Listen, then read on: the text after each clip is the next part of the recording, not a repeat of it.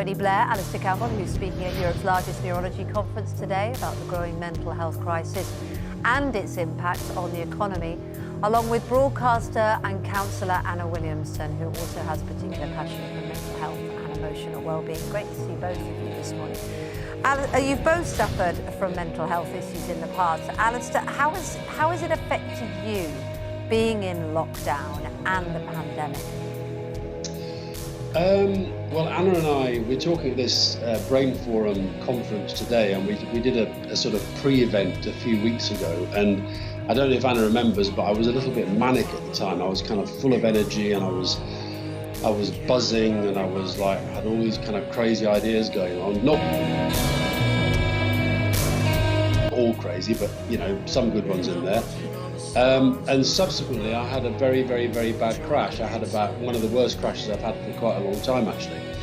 And you know, one of the things we're talking about today is at the Brain Forum conference is this idea of, you know, that what they're calling the second pandemic, and the second pandemic is this idea of, you know, that what they're calling the second pandemic is actually going to be this tsunami of psychiatric and psychological distress that comes out of this. Now,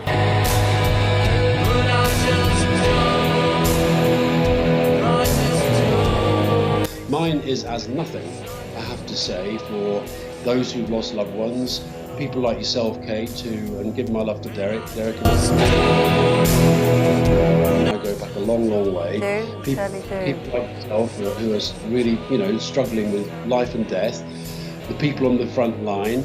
And the other thing, Mind, but both Anna and I are ambassadors for Mind. Mind did a huge survey last week, 16,000 people.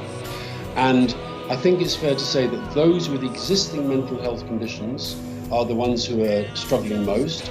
Those who are in social housing, free school meals, families where the children get free school meals, and Black and Asian families, they are the ones that are struggling most. And there's a pattern there. And I think that what I really worry about, you know, even having watched David Davis blathering away just now, I'll try not to get too political on this. I really worry this government just does not get the issue of mental health at all, and isn't preparing for what is going to be, as the Royal College of Psychiatrists have said, a veritable tsunami of psychological distress as a consequence of this pandemic.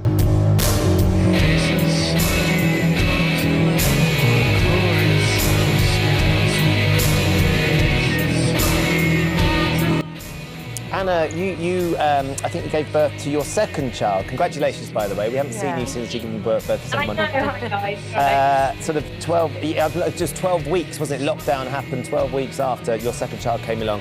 You heard Nikki speaking on the introduction to this chat about the anxiety and her overwhelming feelings of her children and being stuck in the house. You've got another toddler as well. How has it been for you, and how concerned, as Alistair was saying, are you for what's going to happen with society when eventually people start realising the impact lockdown has had beyond the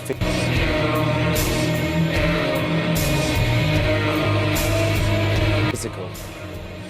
We know, as Alistair said, through doing the Brain Forum, which is available today, brainforum.org, we know that there is a huge tsunami, as Alistair said, of the mental health fallout as a result of COVID. That's people with pre-existing mental health issues, such as myself and Alistair. Generalised anxiety disorder is what I have been diagnosed and managed very successfully for over a decade.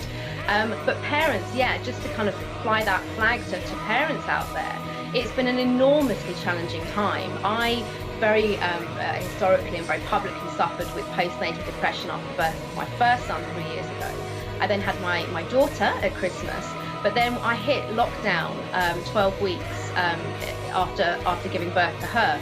And like a lot of the thousands and thousands of parents that have either given birth during lockdown or are dealing with children or newborns, it has been a highly anxious time, highly stressful time. We've been worrying about finances, and that all-important network and support team that you need when you have children externally and that's able to come into your home has been ripped away.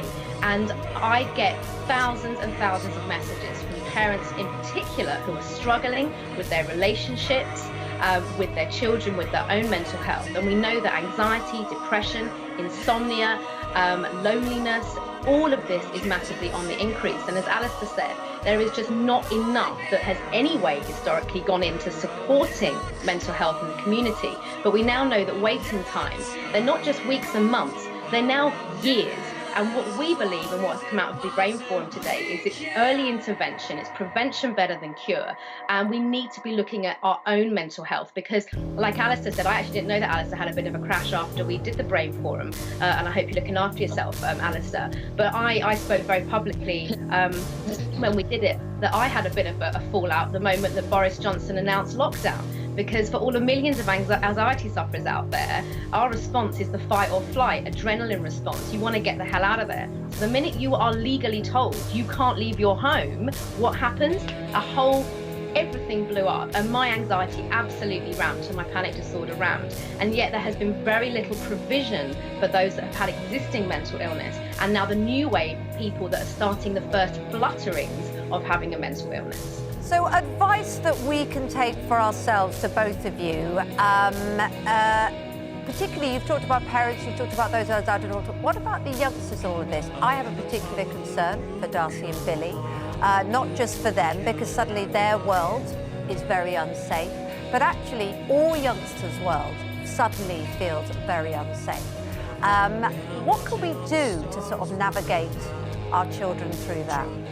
Anna, briefly for you, sorry, we could talk about this all day, couldn't we? But I know, I know it sounds like such a cliche, but talking is so key, and also talking to your children about what they're experiencing and importantly listening. Children are very switched on. My 3.5-year-old understands coronavirus.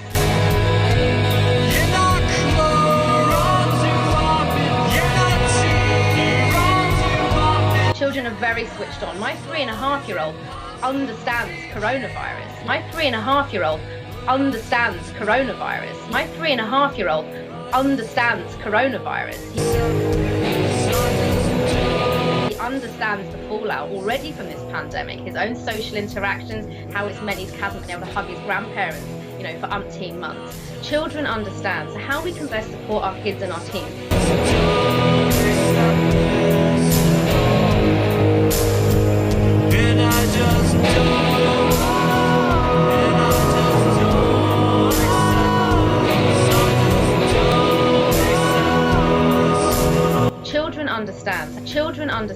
Children understand how we can best support our kids and our teens.